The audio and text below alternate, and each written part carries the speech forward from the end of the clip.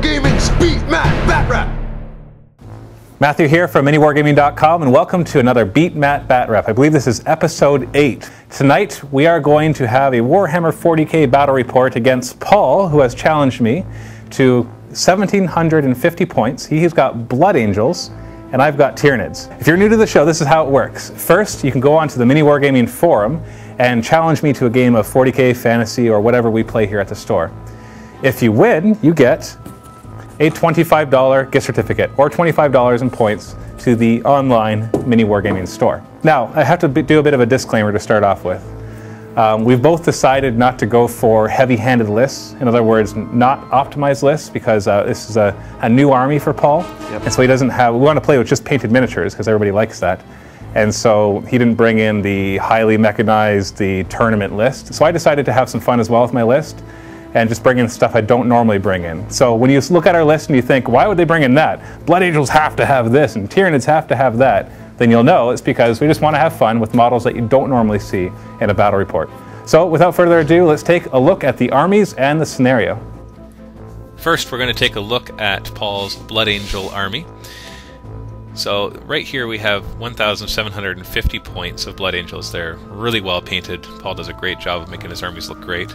It is led at the front by Commander Dante. I think it's Dante, at least it should be. I made the joke that his first name should be Al, but yeah, anyways.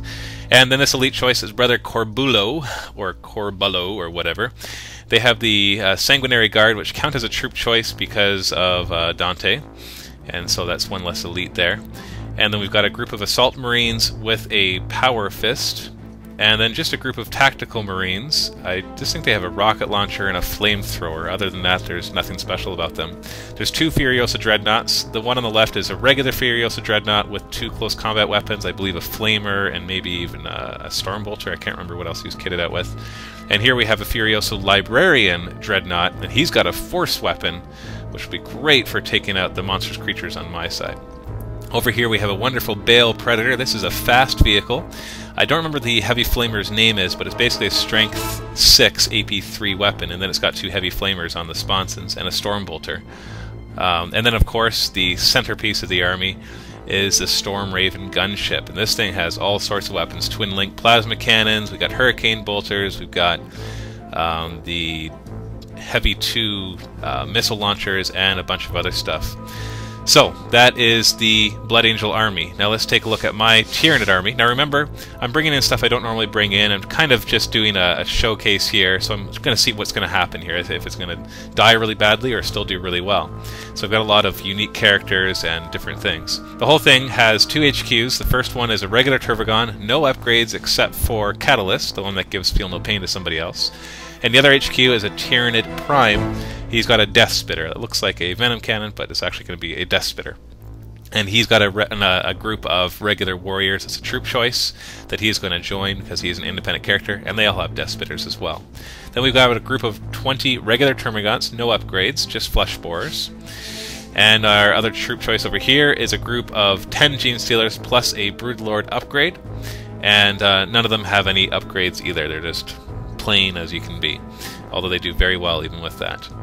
And our last troop choice is going to be this group of Ripper Swarms, which obviously against the Heavy Flamer they're going to do very poorly, as they will get instant killed and double wounds, so that's really not going to go very well for them, but oh well. And just for fun, there's a fast attack group of Spore Mines, and over here we have a Doom of Malantai. Now he's actually quite effective, as you saw. He's going to be brought in this Mycetic Spore, which we created. This is a Carnifex. It's going to proxy in for Old One-Eye, a 260-point model that is just basically a rampaging Carnifex. We'll see how well he does. I'm not convinced at his points value. And this Lictor is going to proxy in for the Death Leaper. He's a 140-point special character, Lictor. And we've got a Trigon Prime who will be deep striking in, coming up from the ground, and he's got regeneration on him. And that is everything. So for deployment, we rolled off and I get first turn, so we get to deploy first. I'm going to keep my Gene Stealers in reserve. They're going to outflank. My Trigon Prime will deep strike, as well as the Death Leaper. He gets a deep strike as well. He has a special deployment where he just gets put anywhere he wants, as long as it's at least an inch away. And I'm also going to deep strike, obviously, the Mycetic Spore. carrying the Doom of Malantai. So I've got 4 different things in reserves. I don't normally put Trigon Primes in reserve just because I find that the fact that they pop up and then can get shot at or charged isn't that really useful. I like to put them out front to take a lot of fire, but I thought, what the heck, let's just put it in reserves anyway. Because this is going to be a fun game, I wanted to try things I don't normally do, just to see how things will work out. Now Paul is deploying. Of course, he puts all his vehicles out. In reserve, he is keeping his Sanguinary Guard as well as Commander Dante. Inside of the Stormraven gunship is the Dreadnought with 2 close combat weapons, and also the group of tactical marines. So you're not going to see them. They're not in reserve, though. They're inside that gunship, which is a really good-looking model and actually quite effective, as you are going to see in this game. Other than that, he is putting his assault marines in the middle, ready to jump forward and just kind of charge head-on, and his Bale Predator to the side, which will get a scout move, and of course his Furioso Librarian Dreadnought will be in the middle as well. This thing has a special psychic power that lets him be like a jump pack or something like that. And so he gets to jump around the board just as if he was an assault marine, which is pretty cool. So starting off with the scout move for Paul, he's just going to move up 12 inches to get within 12 inches of everybody else. And of course now we steal the initiative, see if Paul can roll a 6. And he does. I swear every time I actually get first turn, somebody steals the initiative, which is just a little frustrating, but oh well, let's get going. So Blood Angel's turn 1, he goes up. This is a fast vehicle, so even though he moved 12 inches, he'll still be able to move his shoot his heavy flamer, but his ones on the sides won't be able to fire because they are not defensive weapons because they're strength 5. Everything else is just moving up as fast as they can. He of course wants to engage. I think that's the orc player in him that just likes to move forward and smash head on. And the Stormraven gunship moves up as well. It's a fast vehicle, so even though it moved 12 inches, it's still going to be able to fire its main weapons and defensive weapons. Now, he fires his Strength 6 Flamer into this group, and you might be wondering why I removed 4 Ripper Swarms when only 2 wounds were inflicted. Well, it's because they cause instant death, and Ripper Swarms are vulnerable to templates. They get double wounds. So I actually took 4 wounds, and all 4 of them cause instant death. And now the flame shots against the Termagants as well, he manages to kill a couple of them. And that's with the Stormbolter. Now the gunship is going to open fire on the Termagant with his twin-link plasma cannon, gets a direct hit, and then does a wound. So we're down to 5 wounds on the Termagant. He's going to continue firing. He's going to fire his twin-linked Hurricane Bolters. He misses a few, but they are twin-linked. Still misses a couple. He's got to roll 6s on this because it is a toughness 6 creature, and he manages to get 1 wound, which I then save.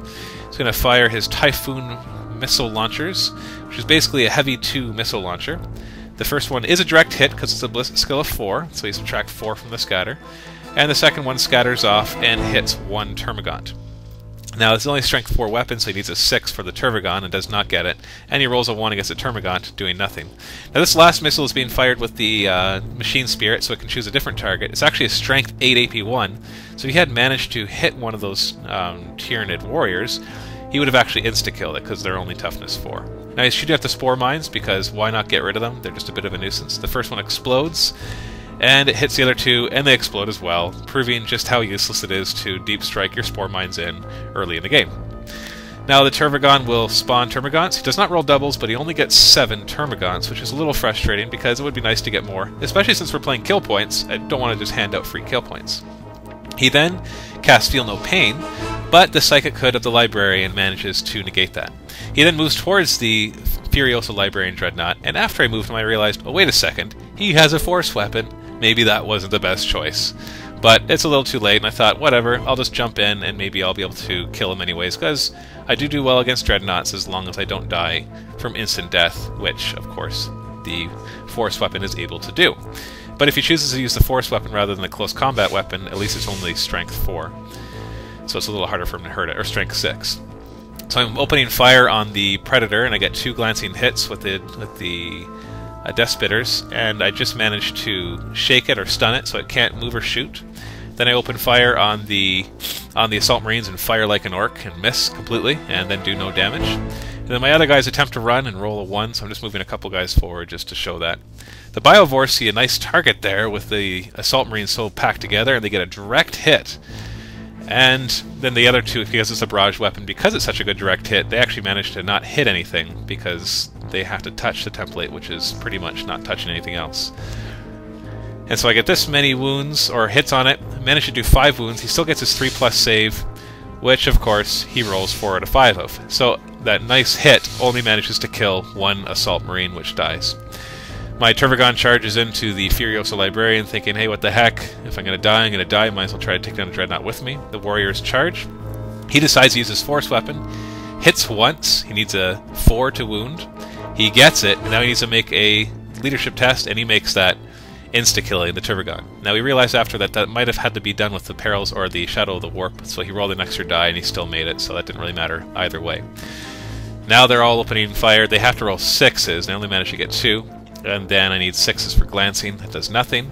And then the Warrior rolls, and he does nothing as well. So unfortunately, not able to inflict a lot of damage. Lost my Turvagon from a stupid charge. Only killed an Assault Marine and stunned his tank. At least the tank won't be able to do anything. But now his Dreadnought is open and free to charge into the Tyranid Warriors, which of course is going to prove quite menacing as he insta-kills them one by one. And they cannot hurt him because they're only strength 4 and 5 in close combat, and he has a front armor of 12. So far, not a very effective round for the Tyranids, but stay tuned for round 2 to see if I'm able to come back from all of that and crush the Blood Angels under the Tyrannic Swarms. Visit miniwargaming.com to see our videos 1 month early.